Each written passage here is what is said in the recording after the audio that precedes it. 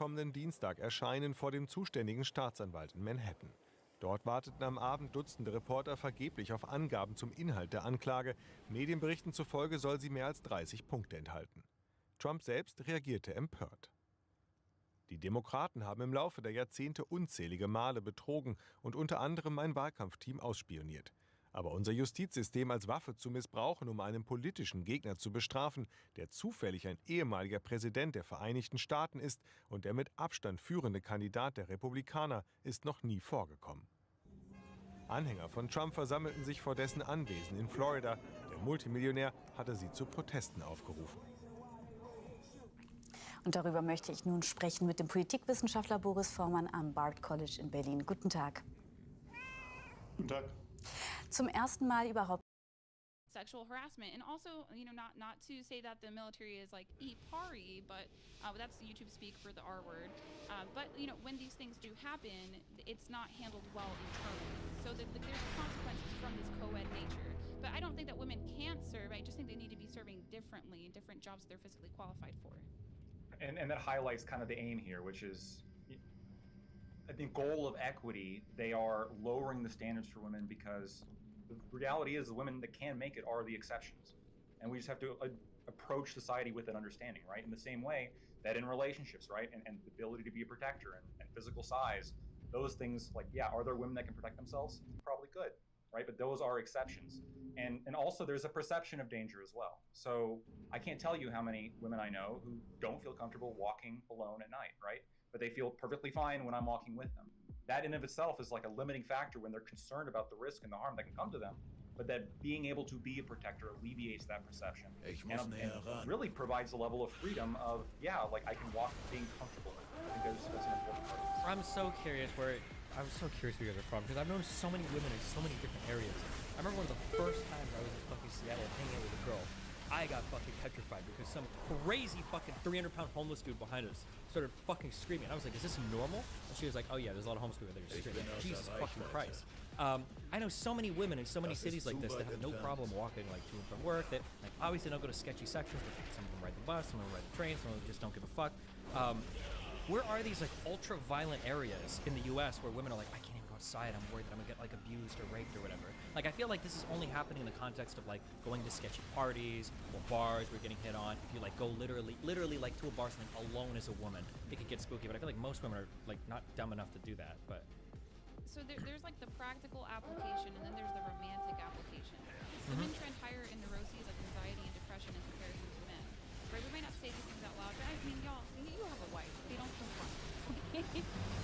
So it's not just about that fact that my man is physically capable. That's a big deal if I'm going to choose a man and I'm going to have children.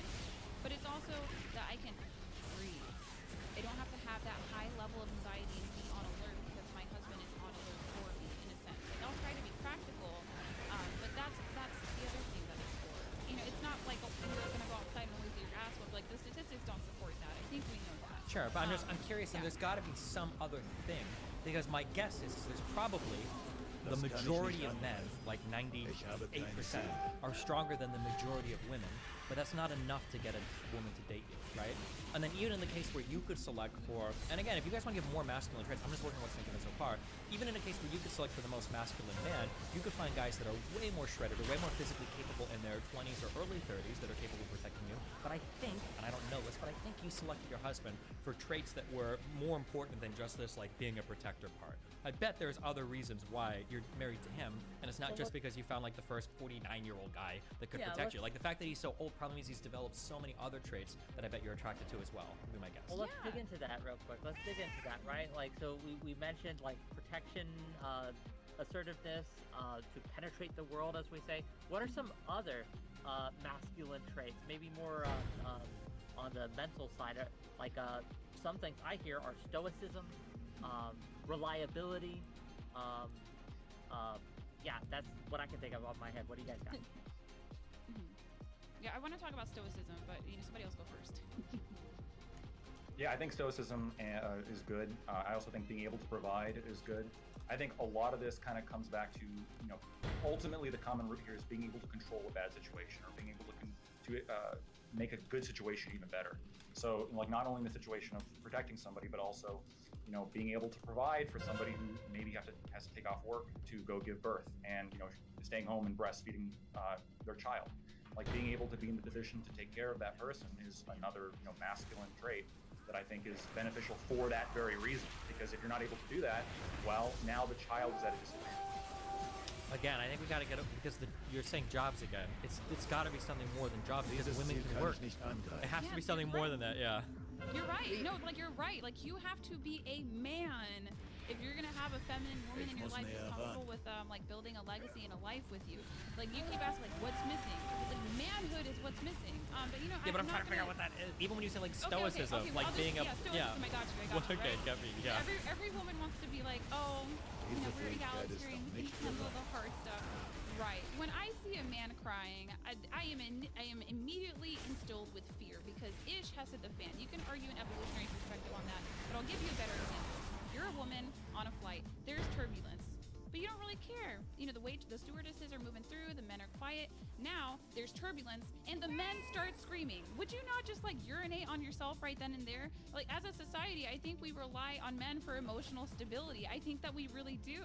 And I've had men come out and talk about this as well. And a lot of these things are going to be anecdotal, but there's some studies we'll talk about another time. But I've had men come out and say that they had to be strong for a period of time when there's a death and things like that.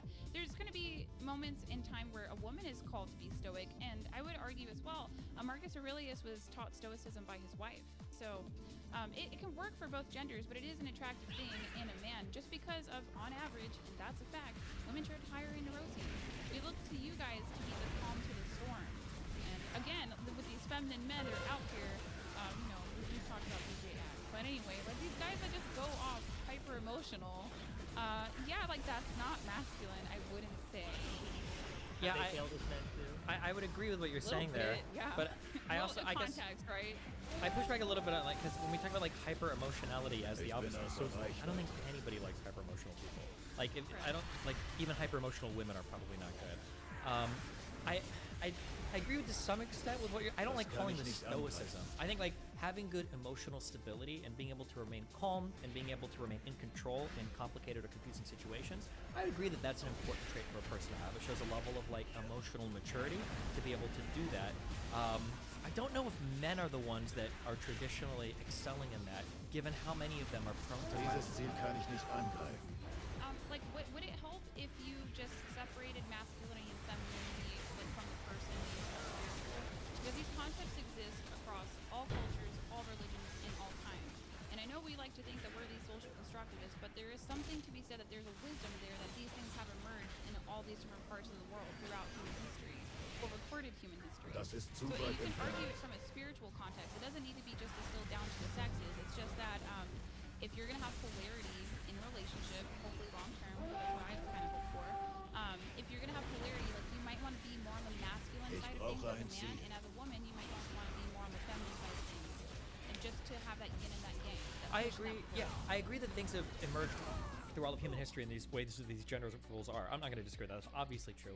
But I think there are two things that uniquely challenge that today, and that's birth control and education, such work. I think that these things have fundamentally altered a woman's relationship with sex and fundamentally altered her engagement with the world. And now we're seeing that maybe some of those old roles that emerged aren't really as intrinsic to our sex as we thought they were. Maybe they were intrinsic to our roles in society that kind of followed our sex. But now that women have the ability to fuck without consequence and work a job, it might be that we have to engage with these concepts in a slightly different manner. We can't just assume that all women want to be like submissive and subservient. That might have just been secondary to them not having jobs. Other than you think it's somewhat intrinsic? Like you said it's not super intrinsic or not as intrinsic as we thought, but I mean, do you think that biological realities to some extent are always going to inform some level of gender roles, and just recognizing that could be a good thing? I think in a perfect world where everybody's treated equally as much as possible, you'd still probably see some differences between men and women. I just think there's nowhere near the exaggeration that they exist today or that people think they exist. But yeah, there's probably going to be some differences for sure. If for no other reason, there's going to be differences in terms of like average strength and our aptitude. Right, but that average strength, for example, right? Like it almost seems to me that we're kind of pushing it beyond what the equilibrium is, right? And then like now He's talking about the military.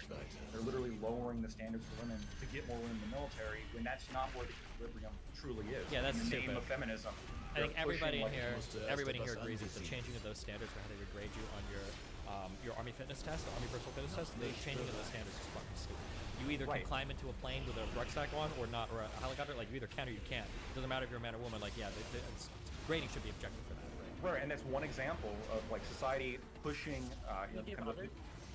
I mean, I can think of it as we keep talking, but that was the one that came to mind because of what Ali talked about, right? Like this idea of feminism is pushing beyond what equilibrium is, and in fact, equilibrium might be the differences that do exist and should be expressed through gender roles might be greater in certain circumstances than they currently are.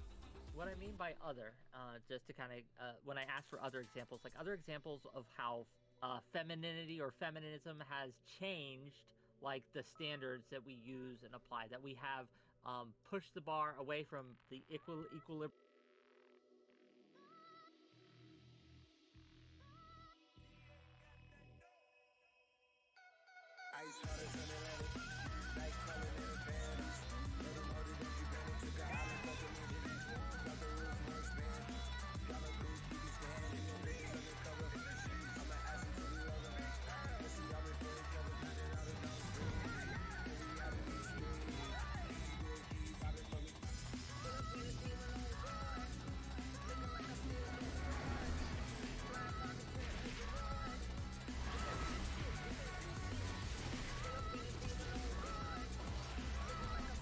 Das ist zu weit entfernt.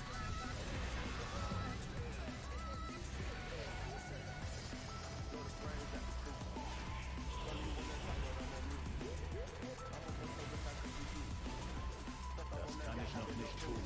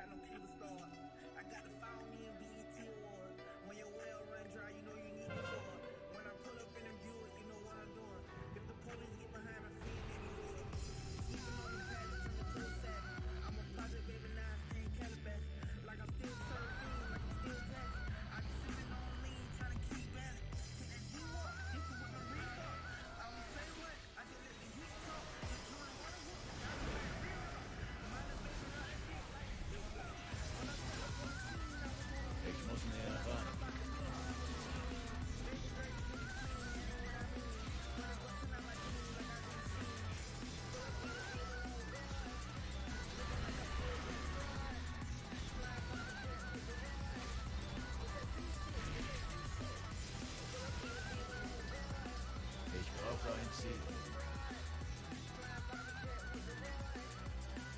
Das ist zu weit entfernt.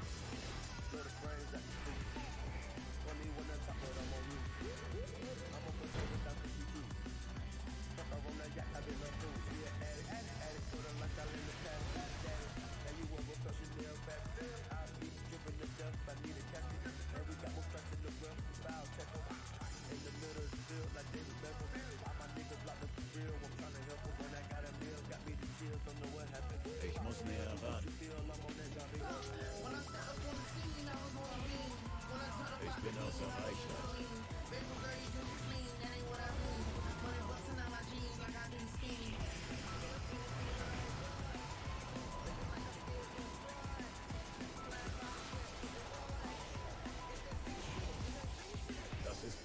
entfernt.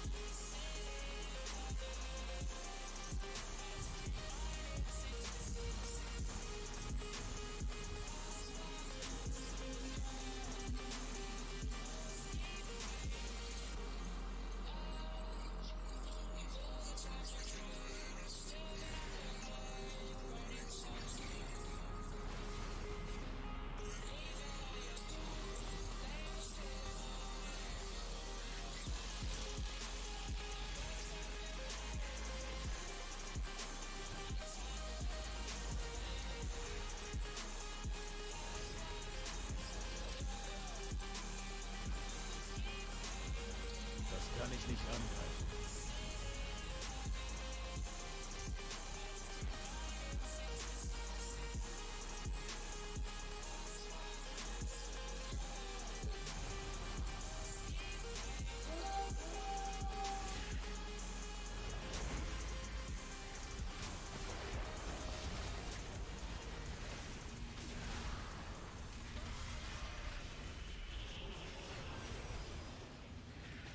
Ich habe kein Ziel.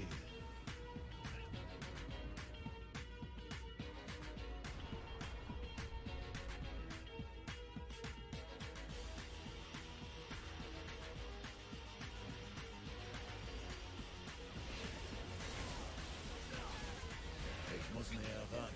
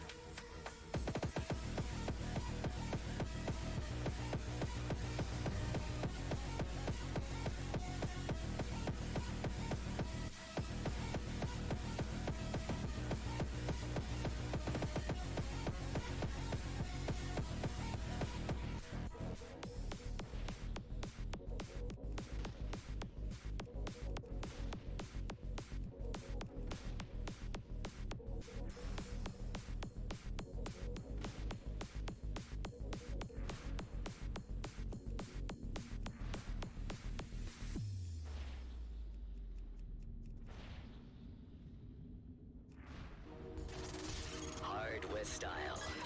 The music that speaks to your innermost being. One man must use a unique gift to find his way and transform his destiny Ich bin außer through Reichweite. a world of magic.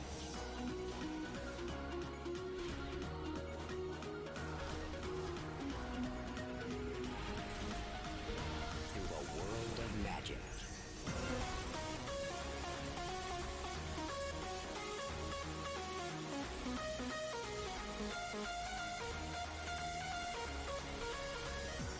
One man must use a unique gift to find his way and transform his destiny through a world of magic.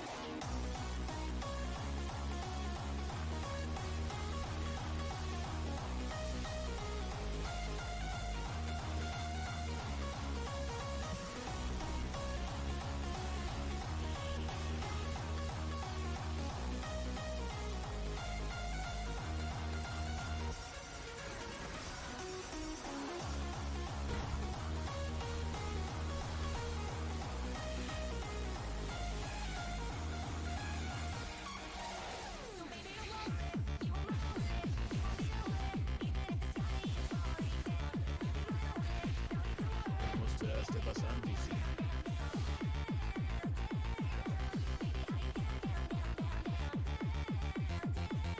Ich muss näher ran.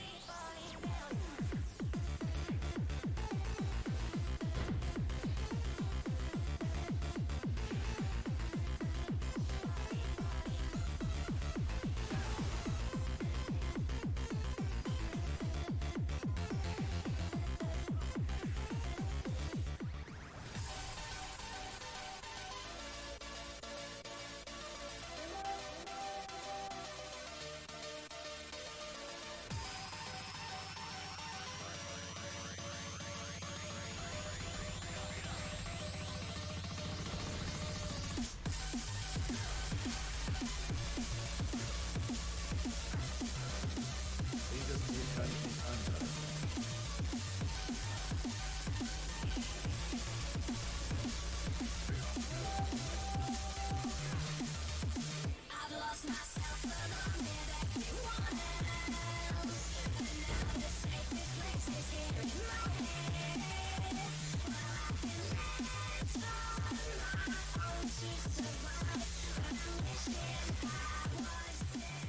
Force will be with you, always.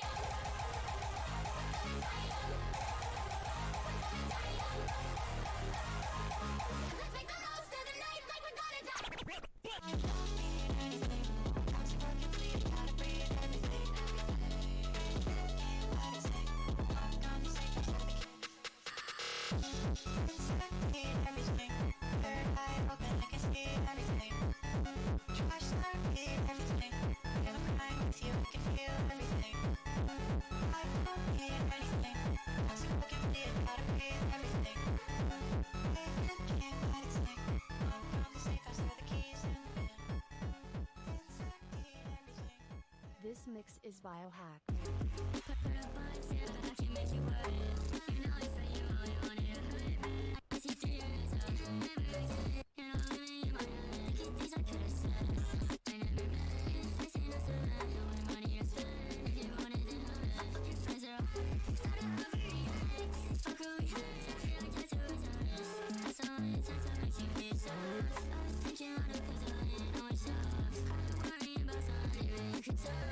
It's always hard to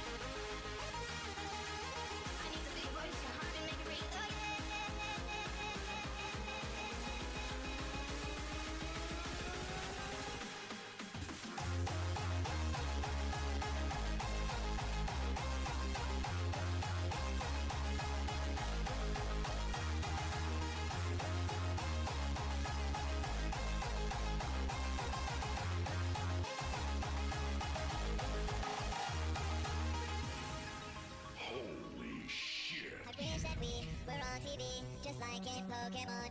You'd be a Pika girl in the Poke world. Yes, life would be so fun. I'd be a trainer boy and I would make the choice to go and search for you.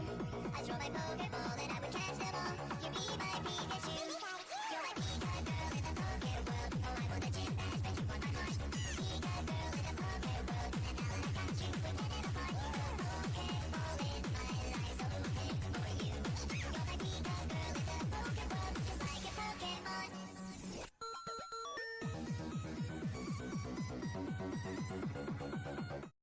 Equilibrium that Lactoid here is talking about in the name of equity or equality. Can you give me some more examples other than the military? Anything else? Yeah, so, I mean, but this is going to be... We're gonna Big breaking news story, ladies and gentlemen. Breaking.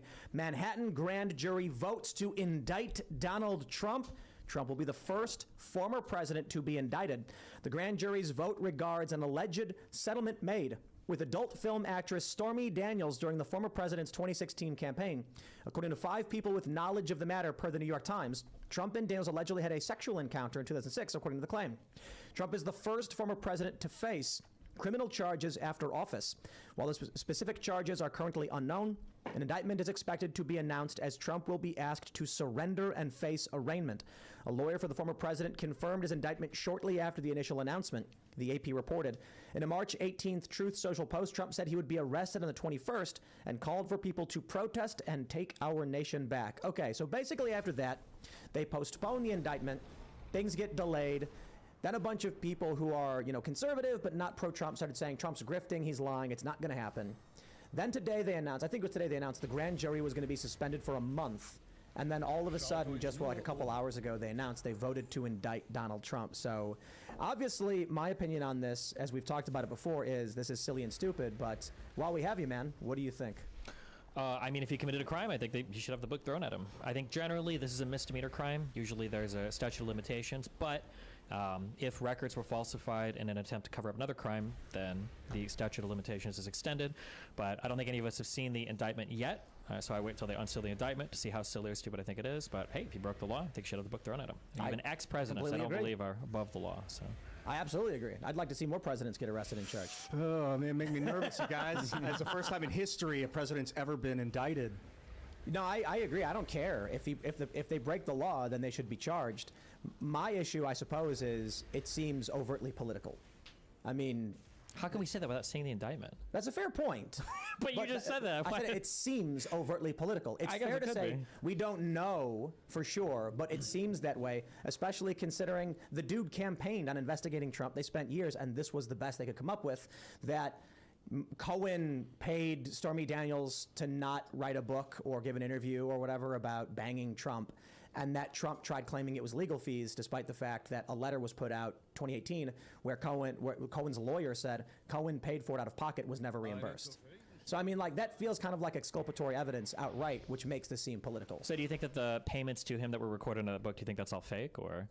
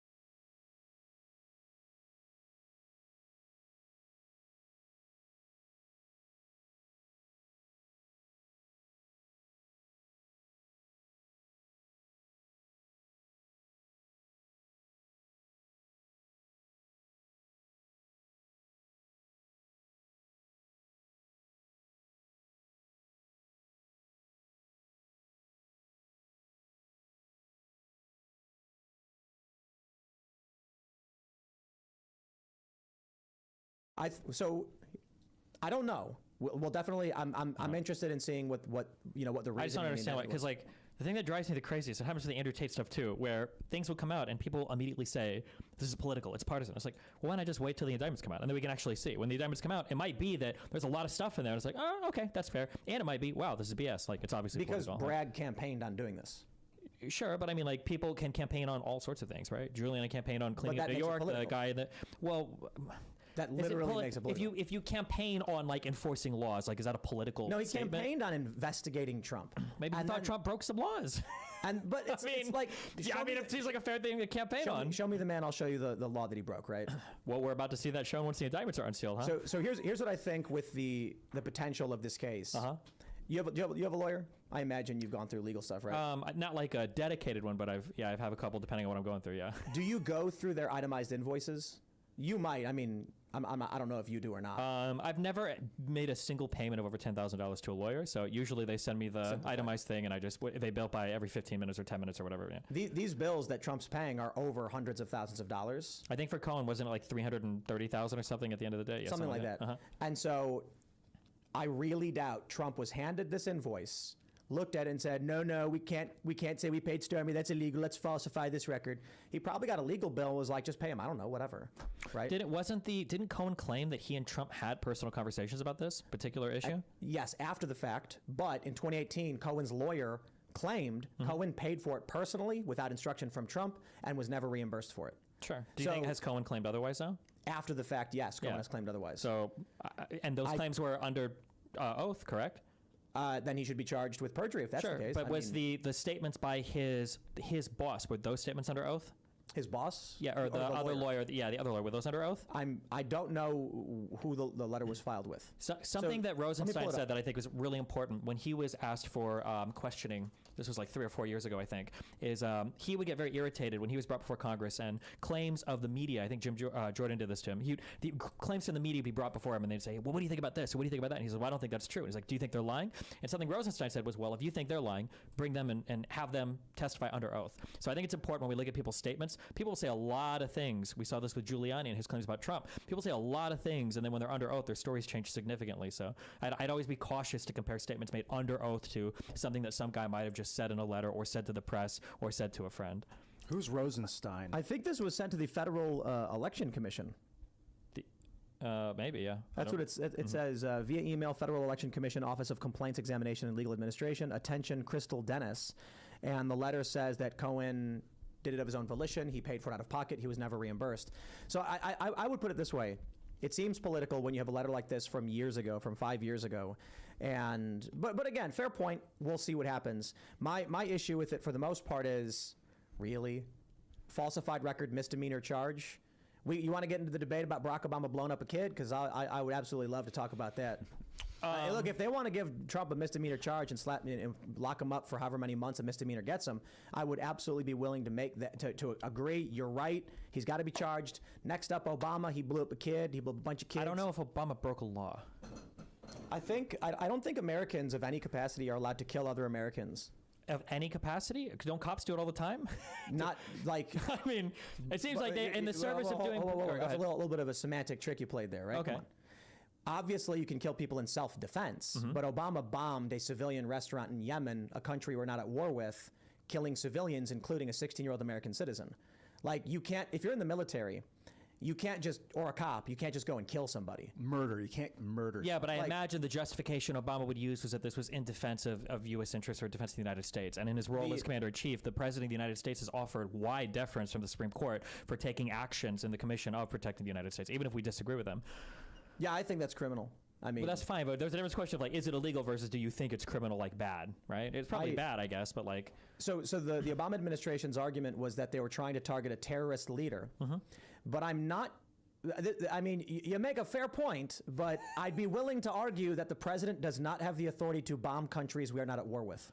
Well, what about when Trump assassinated Soleimani? That was an assassination. Where was that taking place in? In Iraq. In Iraq, yeah. A country we have an AUMF over. an authorization for use of military force. I don't think the authorization for use of military force, I'm pretty sure we were on good terms with Iraq at that point. I don't know if we had the ability to do whatever we wanted in that country for That was a political assassination, though. But there are executive orders that are against the United States. And I don't disagree. Sure. But I'm just saying that in general, there's multiple questions going on here. We can say, do we think it's wrong or bad? Probably. I think generally the United States president killing American citizens is generally a bad thing, unless there's really good justification for it. But there's a difference between that versus is it illegal? And I think that the law tends to, we argued about this a little bit before the show, when Trump was doing things at the border that we thought, when I say we progressives and the left got really mad at, the Supreme Court tended to side with him because the president has given wide deference over matters of what was he doing on the security. border? I think it was when he was using, he couldn't get the funding for the border wall. No. It was over banning certain people coming into the country. When he named there were 7 Muslim majority countries, and when he was running for president, even Giuliani said he's trying to find ways to do a Muslim majority ban. Technically, he's not allowed to do that. Venezuela and North Korea were on that list, though. Yeah, well, he changed it up, I think, after the first one didn't go through for whatever reason. But once he did that ban, when people tried to challenge it, the Supreme Court basically said, president, border, he can do almost anything he wants because it's the president of the border. Yeah, but that's not blowing up a kid. I didn't say it was blowing up a kid, but I'm just saying that in general, you would think that if we're talking like border, if we're talking about like passing policy at the border, that seems like a congressional thing. Like we should be passing laws about immigration policy, but the president can do that basically all on his own because the Supreme Court's like, hey, he's a president, national security, he can do almost whatever he wants. I think I see the disconnect. I'm less concerned with legality. Okay, I'm only talking legalities. Right. So I think that a president who bombs a country we're not at war with should be stripped of his power and criminally charged for killing an American citizen. And it should be literally under the U.S. murder statutes that are covered by multiple state and federal laws. I don't look at it like, well, you know. Is a murder statute, could I, in Tennessee, get arrested if I bomb somebody in Yemen? Is that a, I don't know what the. I mean, that's a good point. You might, yeah, absolutely.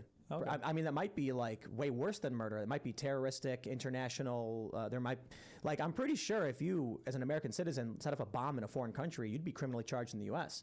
Yeah, but I don't know if it'd be under state statutes, right? That sounds like some federal, international, federal, yeah, maybe. Or, yeah. Julian Assange is being criminally charged in the U.S., even though he's not a U.S. citizen who didn't do anything in the United States. Kim.com, for that matter, too. I mean, the dude's never even was never this country, and they went after him. So I just think that I think it's really important that we separate conversations of what should somebody be charged with versus like what do we think is wrong. And I think both conversations are important. We can talk about like, is this wrong or is it not wrong? And there's probably a good conversation to be had there. But there's a difference between that versus like somebody needs to be charged here. Because like, well, charged with what? Is there actually a crime broken, or is it just like we're really upset about this particular thing, which is fair.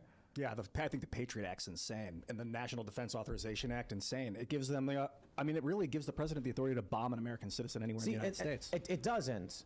It gives them the right to rendition anyone, anywhere in the world, and then hold secret tribunals. And I think that's wrong. And I think if we're going to just play like the question of is it legal, well, then there's a whole lot of really awful stuff the government's going to end up doing if we just say, well, they made it legal so they can do it. But but this is what I always fight against, like when it comes to like BLM and everything too.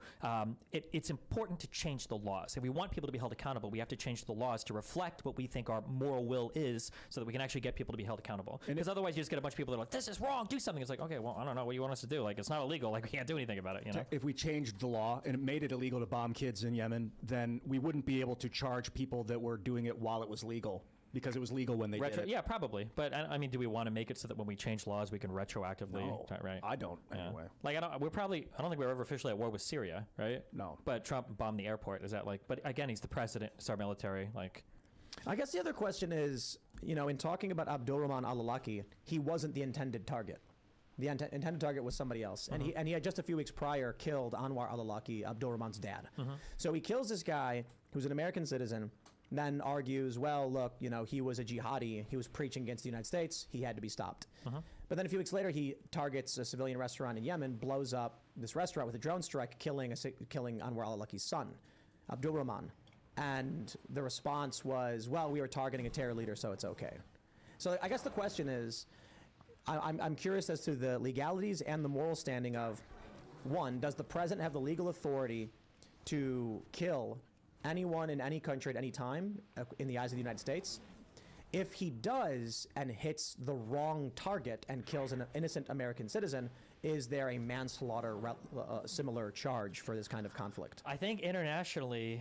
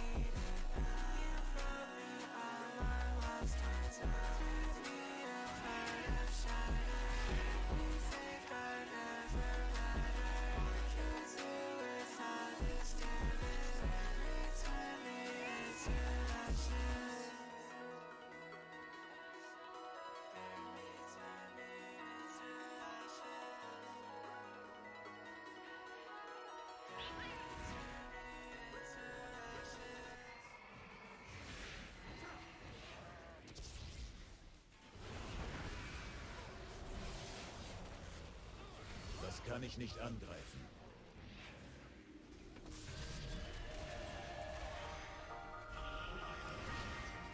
Ich habe kein Ziel.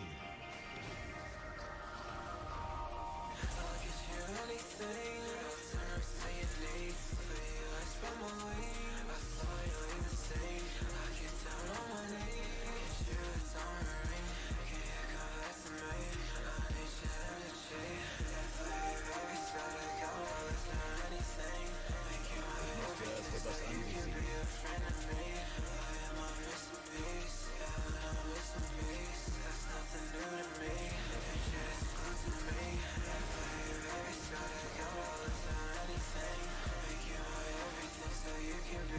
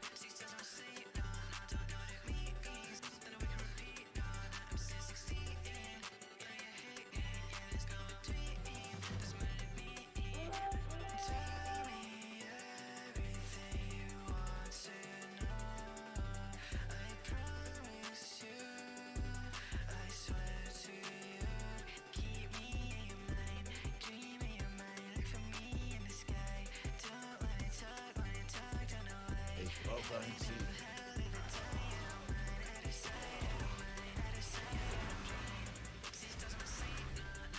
Das kann ich noch nicht tun.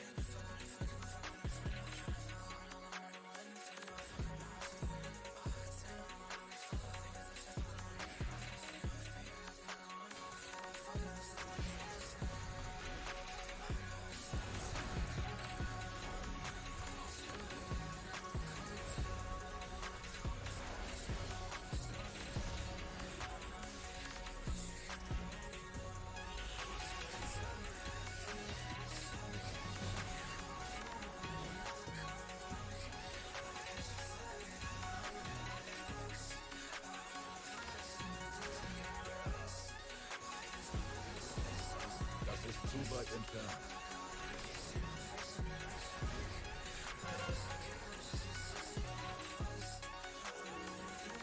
Diese Fähigkeit ist noch nicht bereit.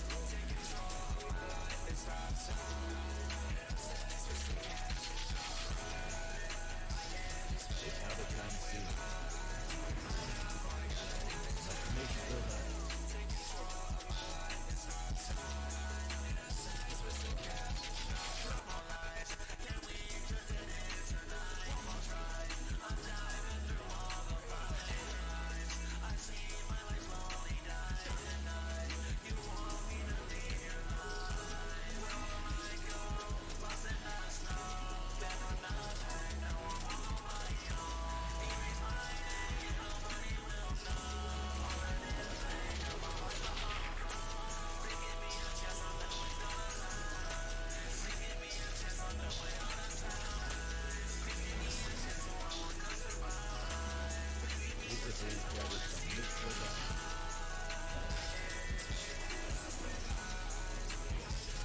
Das kann ich noch nicht tun.